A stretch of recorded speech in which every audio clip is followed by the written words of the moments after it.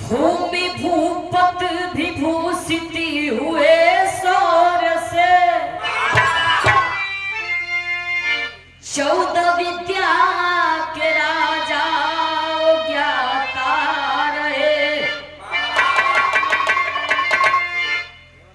रुद्र ही रौद्र का रूप धारण किया, जिनकी गणना नहीं रूप कितना भरे। भोज भारी किए गर्व तोड़ा गया, मैं हुई मैं में मैं को मयंकिती करे। धार नगरी धरा पर बताया गया, कवि महेंद्री कलम सती की ज्योति जले।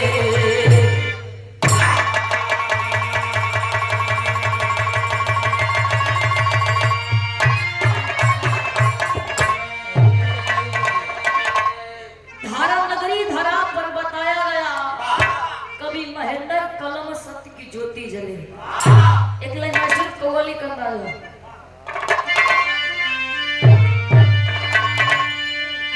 अरे की परिवर्तिकारियालम, अरे की परिवर्तिकारी आलम, आलम में आलम बना है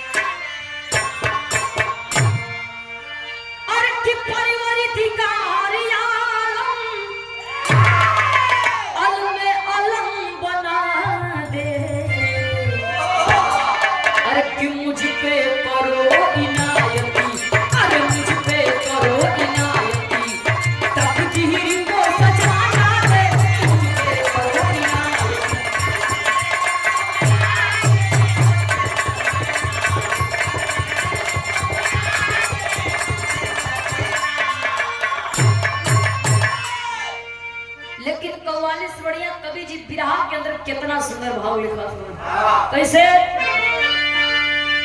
अरे की राजा थे भोज ज्ञानी, अरे की राजा थे भोज ज्ञानी, गरिमा महान थी राजा थे भोज ज्ञानी।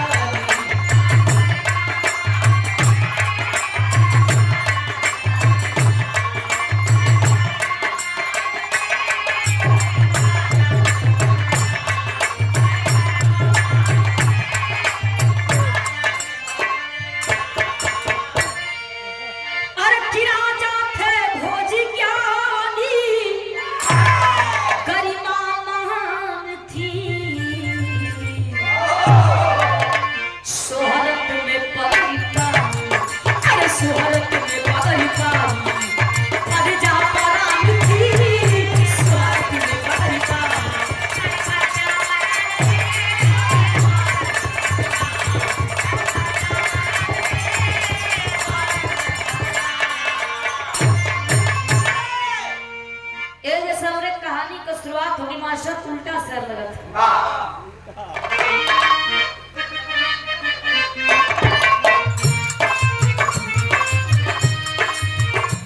एक बहुत बड़ा उज्जैन धार नगरी के भोज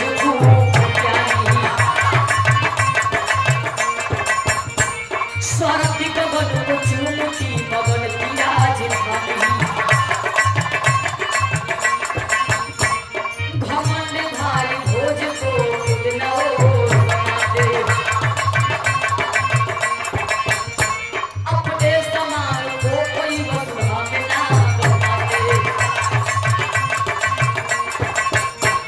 आया है बाजीगर एक राजा के गेट पे।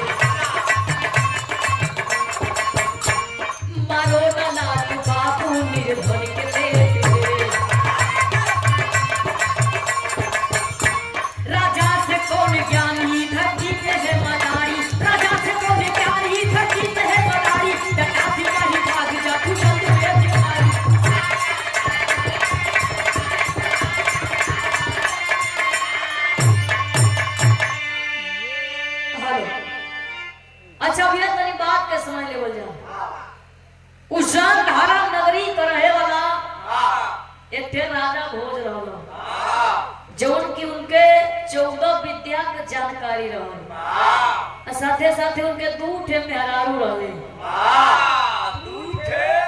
वो 2 गो पसंद छिया तो 2 गो रखले हो एक से कहां कहीं हो एगो मिर्जापुर एगो गाजीपुर यही से पसंद हो तो राजा साहब के 2 ठे मेहरारू रहली पहिल की पत्नी का नाम बतावल गई सत्यवती और दूसर की पत्नी का नाम बतावल गई भानुमती समय बीतत बा धीरे धीरे धीरे धीरे समय बीत गई बाबू एक दिन का बात है राजा साहब के दरवाजे पर 2 ठे मदारी देखाव वाला पहुंचा देखा भैया जे ज्यादा राजा महाराजा बड़ घर का रहला त 2 ठे दुआरी पर पहरेदार जरूर लगल वो बड़का बड़का भाला लेके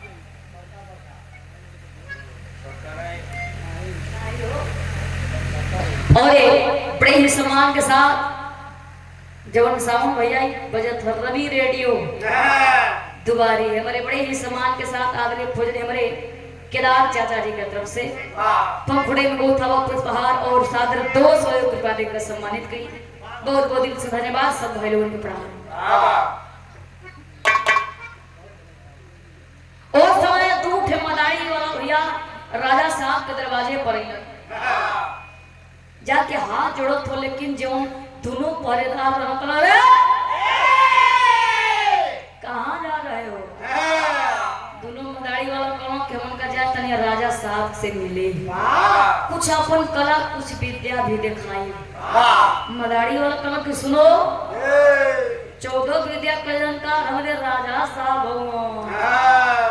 तू कौन के कला विद्या जाके सिखाई पाया बताइबा दोनों मदारी वाला हाथ जोड़ो कहो भैया हमने कही है तो रोजी रोटी हो हमन के पेट पर लात मत माराई है हमन का अपन काम धंधा करके अपन पेट पालन जला जियल खा जला सुले बानी की राजा साहब बड़ा दानी होन बड़ा दयालु होन जे भी दरवाजे पर आवेला उनके कबो खाली हाथे उनके कबो निराश करके ना भेजला दोनों बतिया भैया जब दोनों बतिया जब पहरेदार सुनो तब दया आ गई राजा साहब के आ गई ना कहो राजा साहब 2 ठे मदारी वाला आ हो कुछ कला कुछ विद्या दिखाओ बतावा चाहत हो राजा साहब भी बड़ा कइलो क्यों रे 14 विद्या के जानकार हो वही अब कौन मदारी का जाता कि हम कौन मदारी का जात हो के कौन कला विद्या सिखाई तनी बोला के लिए माथा दोनों पहरेदार भैया गइलो आ दोनों मदारी वाला के लिया के राजा साहब के महल में खड़ा कैले होन पूरा दरबार भरल बा राजा साहब सिंहासन पर विराजमान होन वही समय राजा साहब मने मने थे बात सोचब हम का सोचलो बिरहा में फिर जब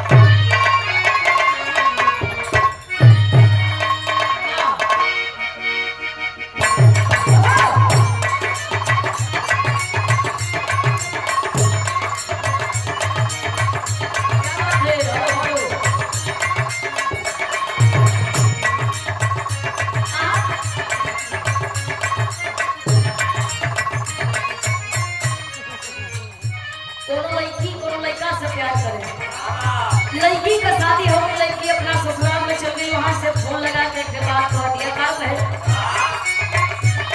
अब बात न हमसे होई सुनाए मोर परेया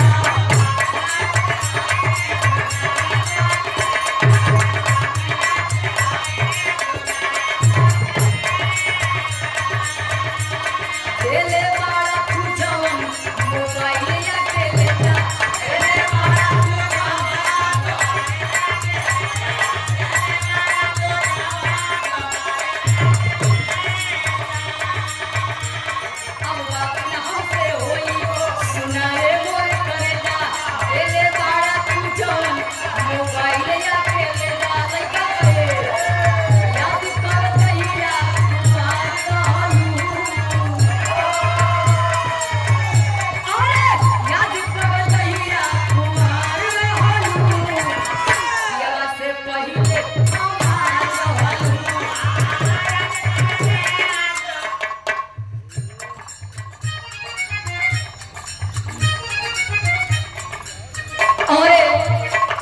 बड़े ही सम्मान के साथ मैनेजर प्रसाद रमन, अच्छा रमन अखाड़े से और लीलावा की धरती से, लीलावा मऊ धरती से बड़े ही सम्मान के साथ एक पंखुड़े में वो था पुरस्कार पूजनी है। ये देखा पुरस्कार ना मास्टर, ये आशीर्वाद हो। आशीर्वाद तू लेला पैसा का पैसा ना, ये तो पहला आशीर्वाद नहीं करो, खुशियां तो ना करेंगे। ए भैया बिरहा कर गौर करिए, वो समय राजा बिरहा उस समय राजा साहब इतने मने मने बात सुन का सुनत हो। सोचे राजा ज्ञानी आगे को कितना पानी,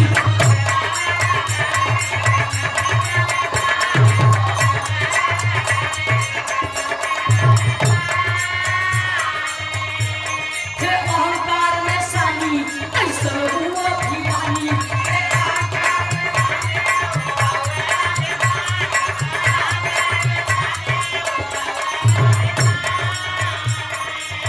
जादूगर खेला दौरा धार कइले, जादूगर खेला दौरा धार कइले, धागा के ऊपर उस धार फेंकले।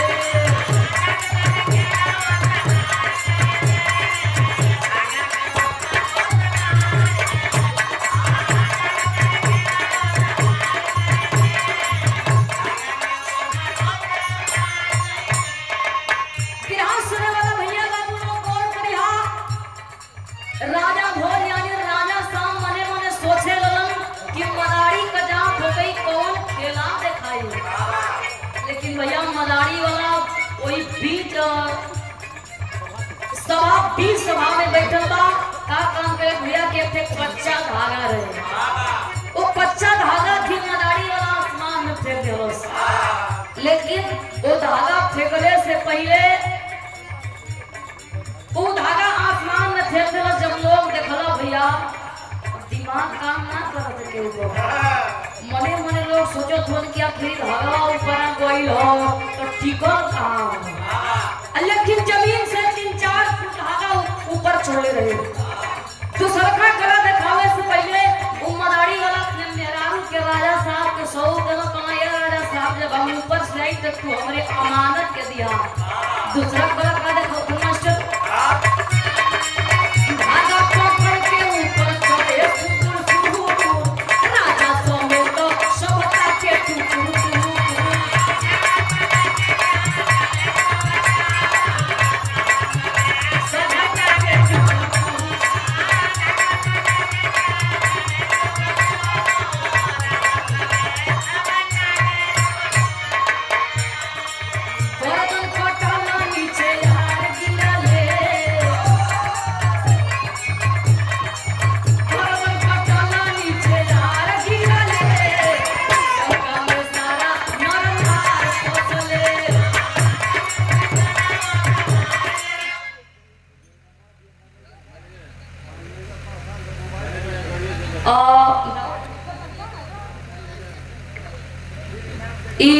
जब इनाम आप दे के गई हम मैनेजर प्रसाद रमन अखाड़े से आपका मोबाइल मंच पर छूट गई बा, जल्दी आई हो रे तो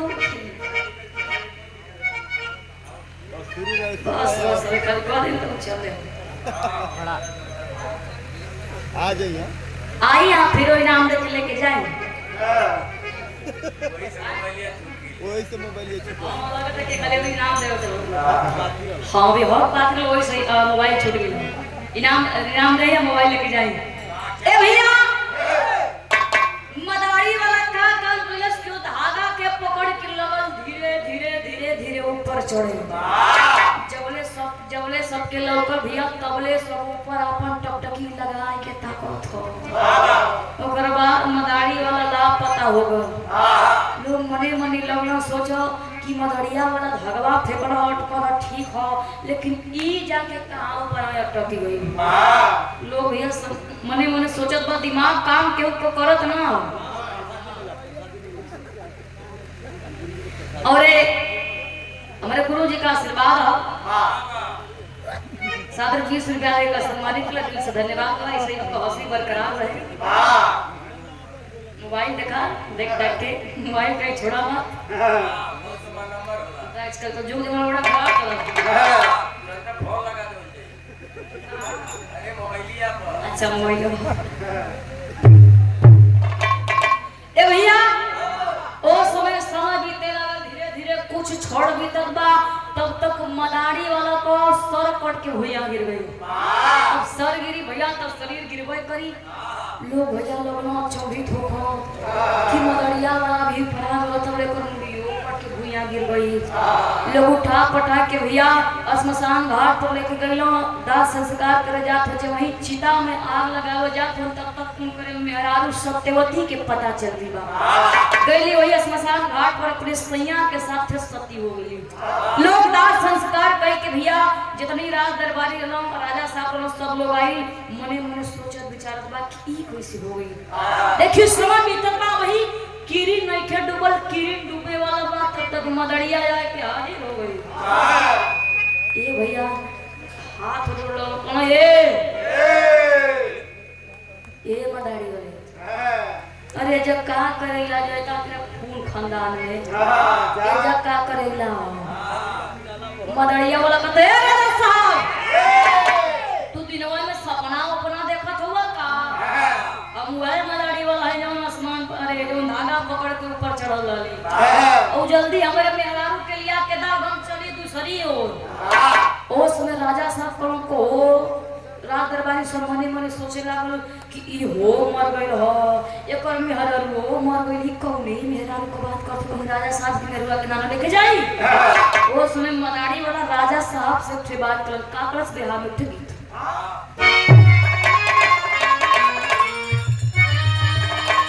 देखा ये तरज के माई बहनी लोग बियाह शादी में बड़ा नीमन से बड़ा रोज के गावली जब मड़वा में डाल पुजरिया होला तो खूब तिल कहरू के गरिया होई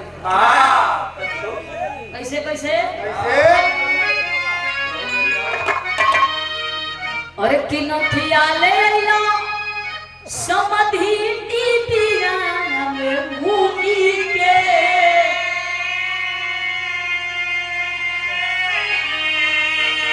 अरे किनथिया ले ला समधी टीपिया में भूमि के आ खोल के देखावना गारी दे बिछुनी के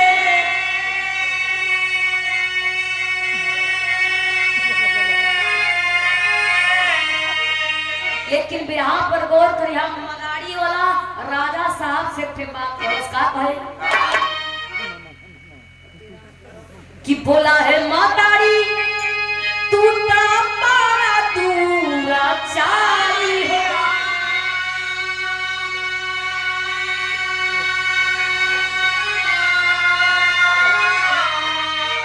अत घर में चोर वाले बाण दे दहा मार नारी हो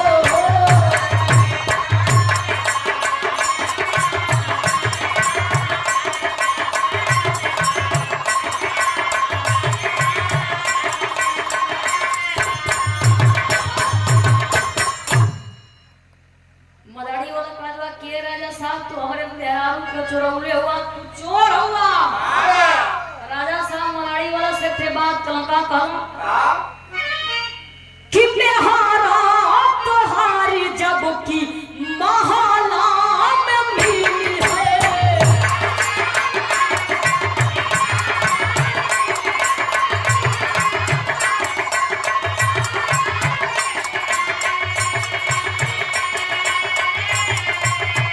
आधा राजी पाठी राजा तोहरा के लिखी है आधा राजी पाठी राजा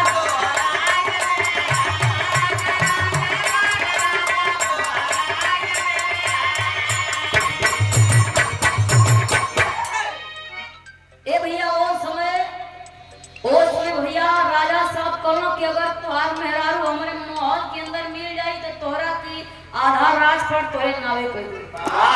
मदारी वाला कहलो कि तू हमरे मेहरारू के चोरौले तू का हम क्या राज पर देबो तू चोर हो।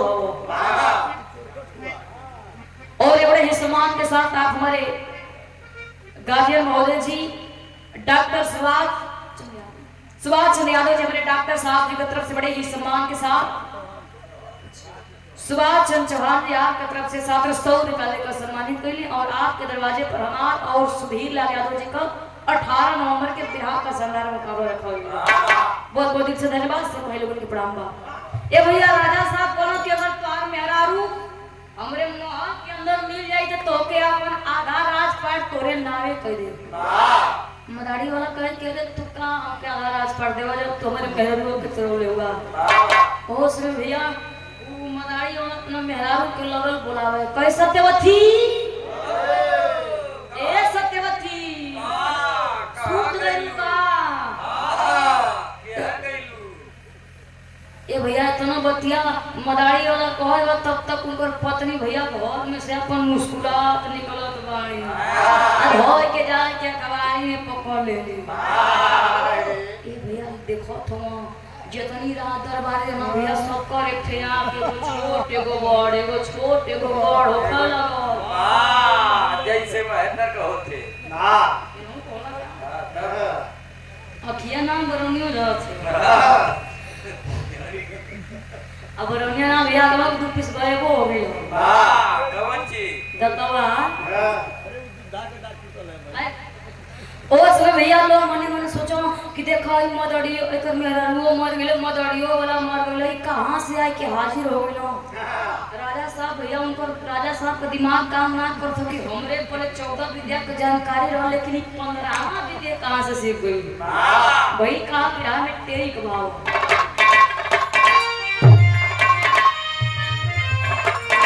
और की घमंडी चकना चूरी हो गई तो राजा प्रजा के सामने हो गई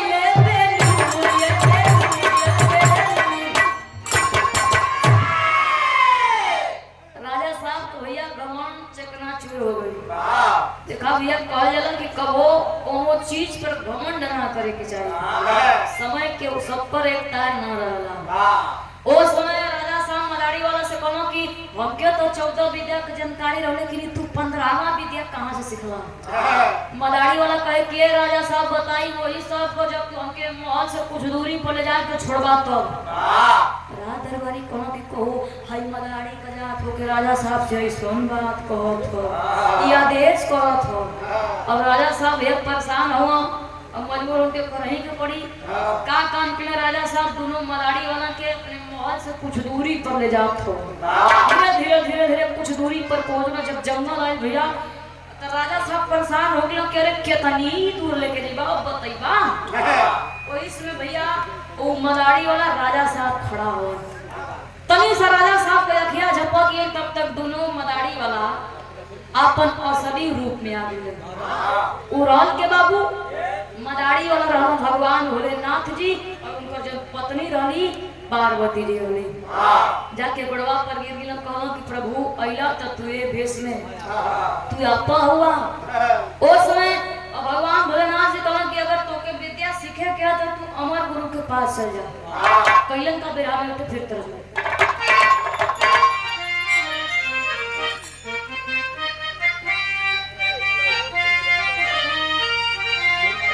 ओए तरबा ये बार माता वही लोग आवेली अरे तब गंगा जी के तनो न होइबा अरे की गंगा जी के तनो न होइबा पतर तिरिया कहिबा राजा पतर तिरिया कहिबा राजा।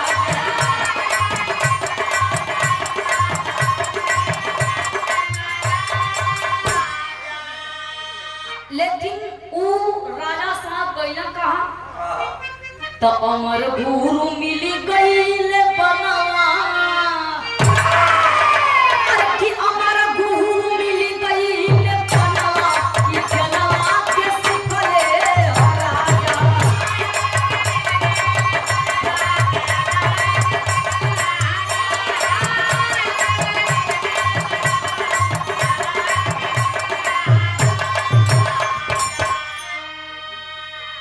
राजा साहब भैया अमर गुरु के पास गइला घोड़ा पर सवार होत हो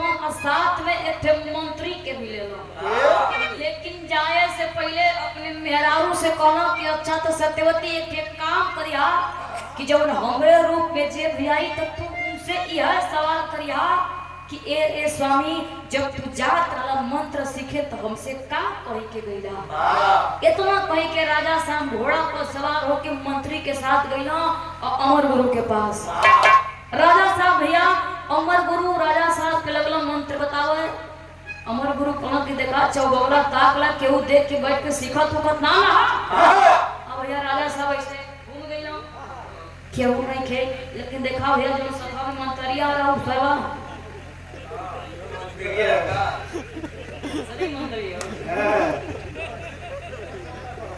उस समय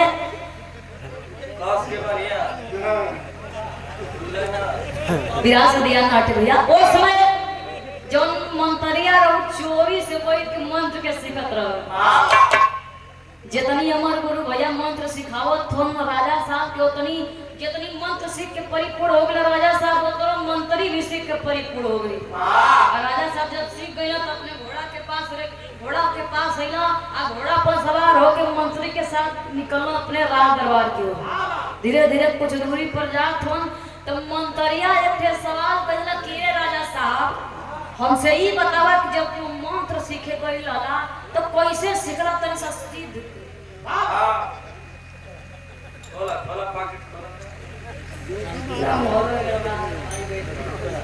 वो समय राजमंत्री कहना कि राजा साहब जो मंत्र सीखे गए ना तो सबके सिद्ध कह के देखौता कहना कि अब हम सिद्ध कह के देखाओ से देखा कोनो मरल पक्षी होगा तो लेके आवा अपन भैया कुछ दूरी पर गए तो ठे मरल सुग्गा मिल गई।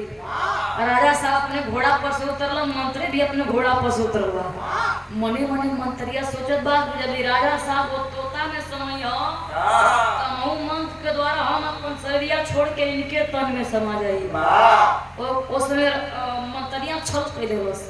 राजा साहब ये घोड़ा पर से उतर के मंत्र के द्वारा का कंपनी कि अपन शरीरिया छोड़ के तोता में समा गया। अरे मंत्रिया अपन शरीर छोड़ के भैया मंत्र के द्वारा अपन शरीर छोड़ के राजा साहब के तन में समा गई। और राजा साहब तोता बन के ना नकली मंत्रिया राजा साहब बन गए। घोड़ा पर सवार होके भैया जब मंत्रिया गई हो जब मेन गेट के सामने पहुंचलन तो सत्यवती के आवाज लगाओ तो सत्यवती मां भागत दौड़ रही। मने सोचे लगली कि हमारा स्वामी जी लगा था विद्या सीख के आ गई हम। लेकिन गौर करिया जो राजा साहब कहले रहो कि हमरे भेष में जाई तू ये सवाल करिया कि जब तू मंत्र सीखे जात रह तक का कह के गईला। सत्यवती कहती कि हे स्वामी अच्छा हमसे ये बतावा कि जब तुम मंत्र सीखे जात रह तो हमसे का कह के गईला। ये भैया मंत्रिया अपन लगल चंद बात पर मते ताकत आपका दिमाग ना काम करत कि हम तो कुछ खाऊ ना कहले रहली का कहले रहली। सत्यवती पहचान गई कि हमार स्वामी ना हमारे स्वामी के रूप में कौन बहुरूपिया जाके जब खड़ा करके भगा देती है।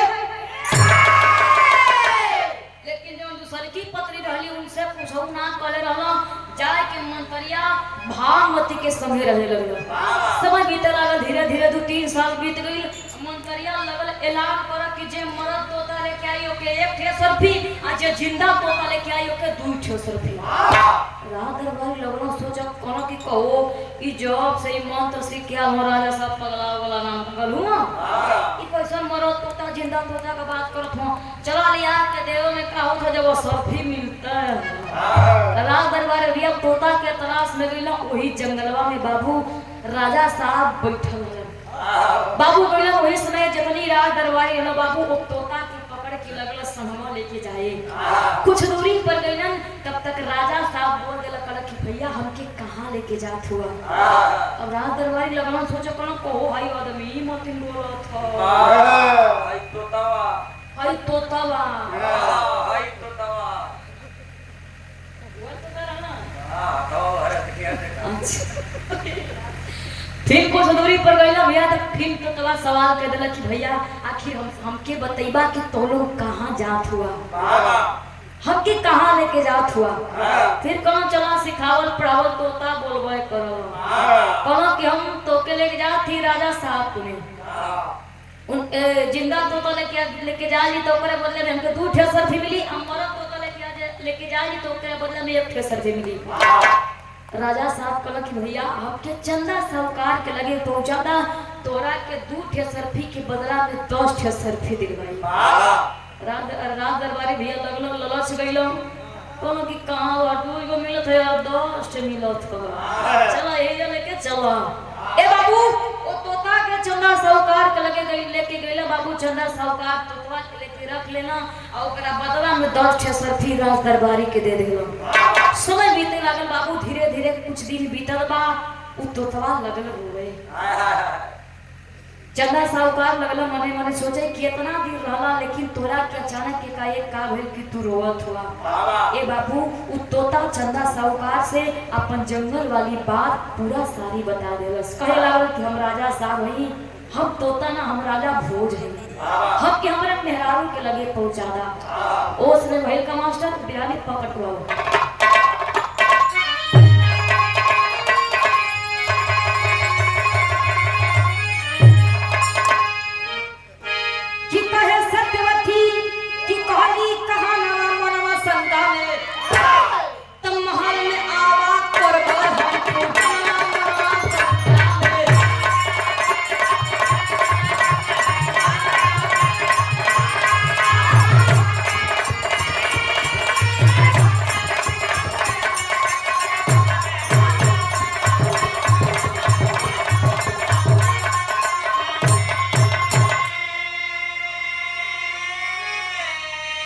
चंदा साहूकार भैया सत्यवती के पास लेके गईला।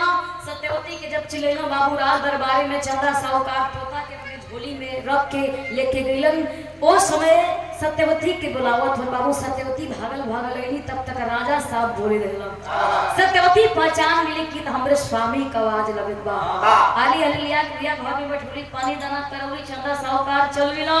राजा साहब वही समय अपने पत्नी यानी सत्यवती से पूरा जंगल वाली बात बता देला। कहला कि अच्छा तो तू एक काम करा कि तू मंतरिया के अपने कक्ष में बुलावा और ओकरा से कह दिया कि प्रभु ए स्वामी तोरा के चिन्हे में बड़ा देरी हो गई, तू ही हमार स्वामी रहला। सत्यवती आदेश करी भैया। जब मंत्री के पास खबर गई तो मंत्री के अंदर लगल लड्डू फूटे, मार मने मने मुस्कियात बा, कहे लगल कि अब तो एक कैठे मेहरारूनी अब डबल हो गई नहीं मंत्री भैया मार मुस्कियात बा, हंसत बा, कहत बा कि अब तो एक कैठ रही अब 2 ठे मेहरारू डबल। अब उनके का पता कि अरे साजिश रचा छो उनके मारे के। अब भैया मार खुश होके नकली मंत्रिया गल। सत्यवती कहली कि अच्छा ही बताओ स्वामी तो के बड़ा चिन्हे में देरी हो गेल, तनी का मंत्रवा सीखे गइला ला, तनी ओके सिद्ध कहि के हमके तनी बताऊता। कोनो मंत्र के बात करत हो तो देखा कोनो मरल जानवर हो बतलिया के बता अब्बा हम तो मंत्र बतावत थी। भइल का अलग भाव। अरे की रानी का बात सुन के हसल सुन छलिया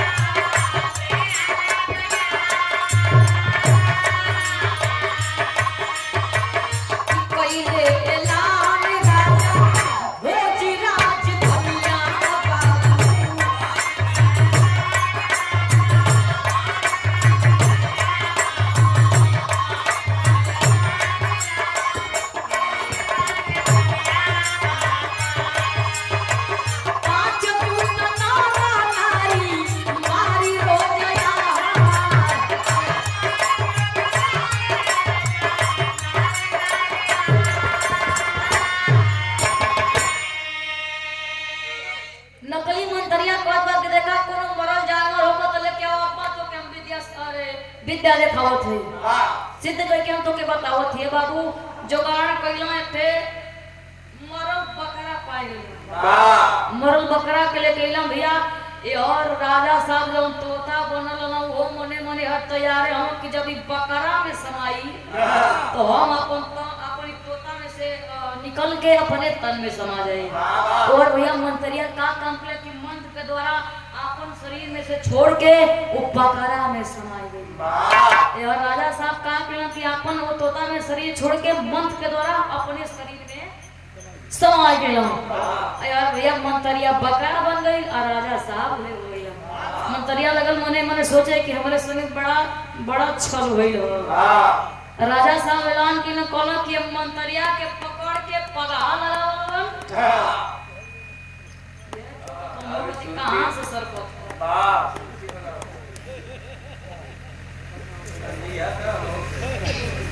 ए भैया वो समय राजा साहब ऐलान करेला कि बकरा के पकड़ के मेन गेट के सामने बांधा। वो समय कोई ना का मास्टर बिहार का आखिरी भाव खड़ी भाव में कहना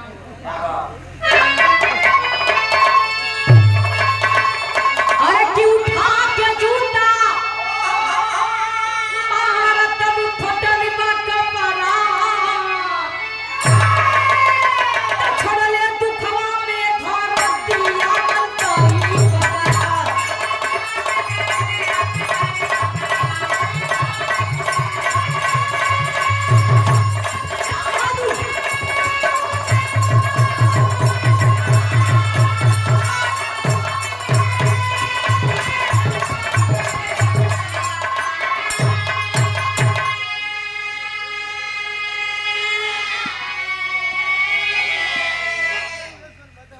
राजा साहब कहला के बकरा के मेन गेट के सामने बांधा अजय महल के अंदर प्रवेश करी ओ बकरा के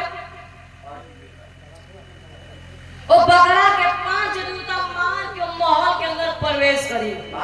जब महल से बाहर आई फिर भी ओ बकरा के 5 जूता मारी के आई। जे जा भैया ओ बकरा के 5 जूता मार के जा आया फिर भी 5 जूता मार के आवे। एक ठे भैया रहसन की नहीं लिखा।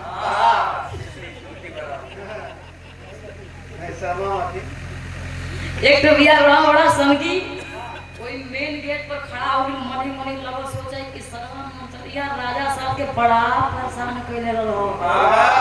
कहो ये न रहला ये रहला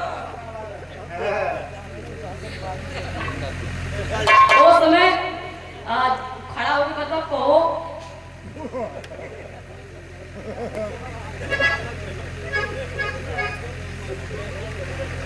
को लगे कोई ये न रहला ये मरल तोता जिंदा तोता के बात करत रहलो।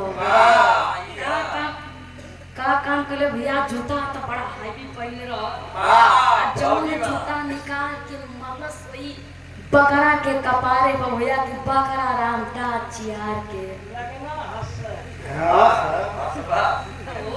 क्यों बजान ने के हंसी करतने रहे कपड़ा में पहुंचे देखी हंसल हम तो तावा भैया ओकर जान ले तो कथो के लोग हंसो हां जैसे हंसो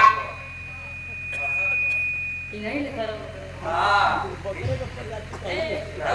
ओ समय भैया मंत्रिया यानी बड़ा अत्याचारी कैलस।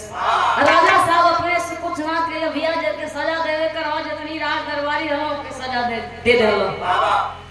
राजा साहब उज्जैन धारा नगरी में वही मेन गेट के सामने वो बकरा का मकबरा बनौले हो। ओ जो लोग भैया जाला दर्शन करे कितने दर्शन कर भैया जाला वो बकरा के जिंदा ना पावना तो यही बकरा के 5 मिनट मार के चलियो। भाई का विराट का आखिर वो पड़ी पावे के नाम कि जय जयकार गुरु तू लोटन पर से धर स्वर्ग के वासी स्वर्ग से श्री नारायण। अरे कभी महेंद्र को हुई